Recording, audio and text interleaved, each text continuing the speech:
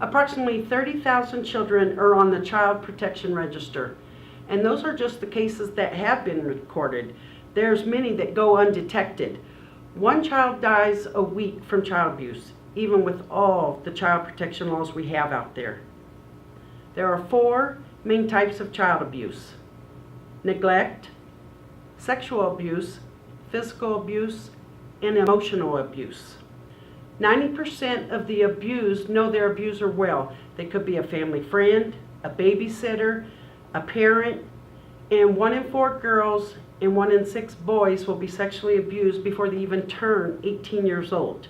Indications that a child is being sexually abused may include being over knowledgeable about sex for their age, medical problems such as venereal disease, extreme reactions such as suicide attempts, becoming clingy or insecure, regressing to younger behavior, lack of trust, of fear of someone they know, or starting to wet themselves again.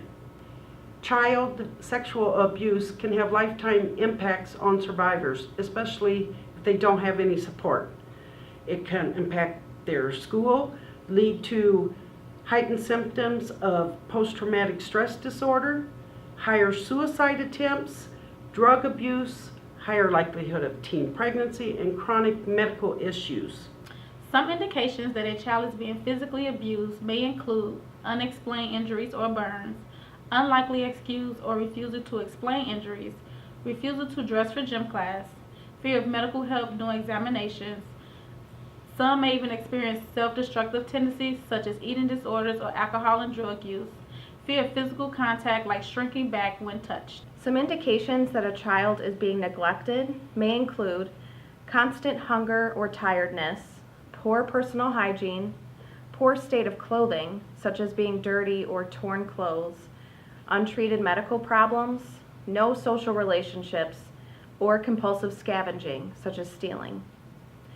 Indications that a child is being emotionally abused may include physical, mental, and emotional developmental lags, sudden speech disorders, continual self-deprecation, such as saying they're ugly or not good enough, overreaction to mistakes, an extreme fear of any new situation, inappropriate response to pain, or extremes of passivity or aggression. Now remember, children may be subjected to a combination of different kinds of abuse. They may show no outward signs, hiding what is happening from everyone, making it hard for us to know and put a stop to it. We must do what we can to stop it. So, what can we do? Common prevention efforts too often place the expectation of abuse prevention on children. Instead, adults are responsible for protecting children. Talk about child abuse in your communities to help break the silence and stigma. Remember, children who have experienced abuse often keep it a secret. One of the best ways to prevent child abuse and to act as a supportive first responder when a child discloses is by maintaining healthy, open relationships with the children in your life so that they know that they're safe and that they could come to you and tell you anything if something happens. Always believe them. Very few allegations of child sexual abuse are false.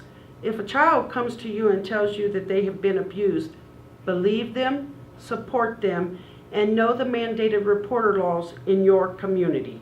If a child comes to you and says that they have been abused in any way, try to remain calm so the child doesn't blame themselves for the abuse.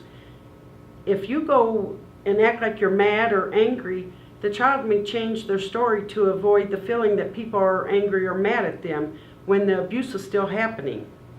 Help set boundaries for children and pay attention when you feel other adults are crossing boundaries with children, like demanding physical touch with hugs and kisses or spending a long time with the child in a school or church setting. Help unhold and model boundaries and allow children to create boundaries for themselves. Advocate for organizational policies that reduce one adult and one child's interaction. Group settings are safest. Let children know they have the right to make decisions about their own bodies. Empower them to say no when they do not want to be touched, even in non-sexual ways, like refusing hugs and letting them know it's okay to say no to others touching them. Teach children accurate names of private body parts so that they know what to call them if they ever experience inappropriate sexual touching. Avoid focusing exclusively on stranger danger. Keep in mind that most children are abused by someone they know and trust, including family members. If you suspect a child of being abused, don't wait to act. Remember, your suspicion of child abuse or neglect is enough to make a report. You are not required to provide proof. Almost every state has a law to protect people who make good faith reports of child abuse from prosecution and/or liability. Call the 24-hour child abuse hotline at 1-800-25-ABUSE or 1-800-252-2873 if you suspect that a child has been harmed or is at risk of being harmed. If you believe a child is in immediate danger or harm, call 911 first. Your confidential call will not only make sure the child is safe, but also help provide the child's family the services they need to provide a safe, loving, and nurturing home. We must put a stop to all forms of child abuse before any more lives are lost or changed forever.